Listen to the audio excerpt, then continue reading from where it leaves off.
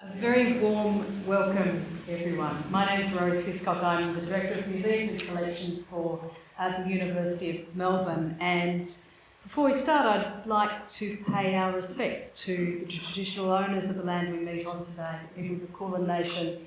And in acknowledging our First Peoples, I'd like to acknowledge them as our first scientists. And there's so much more that we continue to learn from First Nations knowledge as we think about our challenges as we face as a society ahead. Today is a wonderful celebration and gathering of great minds. We're here today, of course, in celebration of the anniversary, two anniversaries, CSIRAC's 70th, and of course the anniversary of the Pearcey Foundation. I'll be your MC across the course of the afternoon. My job is to say very little so that we hear as much as possible from an incredibly stellar lineup of speakers. And to get us underway, I'd like to invite Wayne Fitzsimmons to the stage.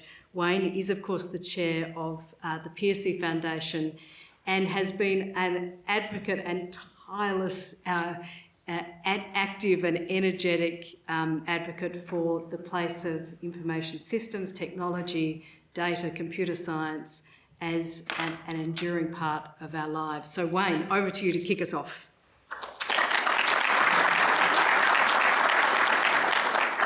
Thanks very much, Rose. Welcome everybody. Pearcey's Foundation's primary mission is to promote ICT to Australia and to Australians. It's that simple. We do this a number of ways, the most notable of which are the annual state and national individual recognition awards. The Pearcey Medal, Pearcey Hall of Fame, and the Pearcey National Entrepreneur of the Year Award. The finalists for this latter award are drawn from the brilliant array of young ICT entrepreneurs right across Australia through our State Entrepreneur Awards program. But more of all of that this evening at our gala dinner. But this afternoon is another example of what we see our role as in Australia in the spectrum of ICT industry. Today's celebration is one of our proudest moments, the 70th anniversary of the beginning of the computer era in Australia, the creation of CSIRAC. It was in November 1949 that CSIRAC executed its first computer program, 70 years ago this month.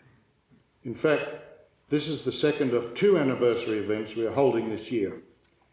In March, the 5th of March, in fact, this year at Sydney University's Physics Department, quite close to the place where CSIRAC was designed and built, we marked the centenary of Dr. Trevor Pearcey's birth, our namesake. Who was Trevor Pearcey? Well, he was the man who architected CSIRAC. And what was CSIRAC? The CSIRAC was Australia's first and the world's fourth electronic stored program computer, commonly known as the digital computer we call today. This is just at the conclusion of the Second World War, mind you. Pearcey arrived at CSIR, later named CSIRO, the Department of Radio Physics in 1946, straight from the UK.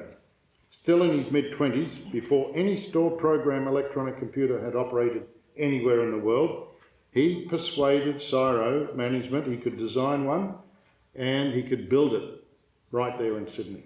And acknowledging this courage of the CSIRO management, they backed it. Electronic engineer Maston Beard, Trevor's colleague at the Radio Physics, translated the architecture into a hardware design. And in fact, 2,000 plus valves were involved in creating this computer hardware. There's a lot written on this, and it's worth a read anytime. So check out our website, pearcey.org.au. But I also would stop there for a second and say that another eminent member of the Pearcey team was a guy called Jeff Hill, who worked closely with Pearcey, and he wrote the first music that CSIRAC played, and he wrote the first software. And his son David is here today. Please make David welcome.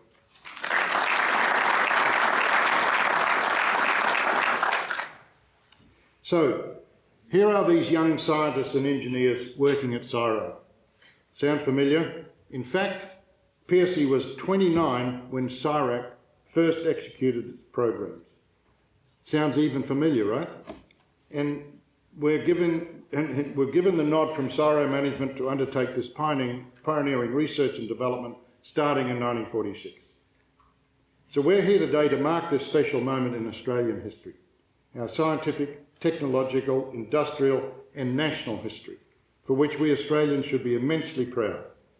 We're delighted today to have CSIRO support in holding this event and this evening's, and to recognise not just Pearcey & Co, but also CSIRO for showing incredible and sustained leadership in Australia's scientific and technological development capability. Of course, we all know about Wi-Fi and CSIRO's role in that development, also, by the way, undertaken within the radiophysics division, but there is so much more. I would encourage you all to reflect on how our forebears had the inspiration to invest in such an organisation, the Commonwealth Scientific, Industrial and Research Organisation. We are certainly not here to dwell on the past. As Professor Penelope Caulfield, a British historian, noted, people use technologies that they have not invented themselves. So understanding the linkages between the past and the present is absolutely basic for a good understanding of the condition of being human. That, in a nutshell, is why history matters. And it's not just useful, it's essential, and that's why we're taking the trouble to mark this 70th anniversary. So, in essence, it's essential that you all pay attention to the next few hours of presentations. There's a test at the end, otherwise you won't be able to have your cup of tea. We are here to celebrate our nation's great scientific and technological capability. We need to appreciate and acknowledge our nation's strengths and weaknesses as we progress together and compete internationally. The legacy left to us by people such as Trevor Pearcey, Maston Beard and their colleagues is the basis upon which we can develop our self-confidence individually and collectively. Thank you very much.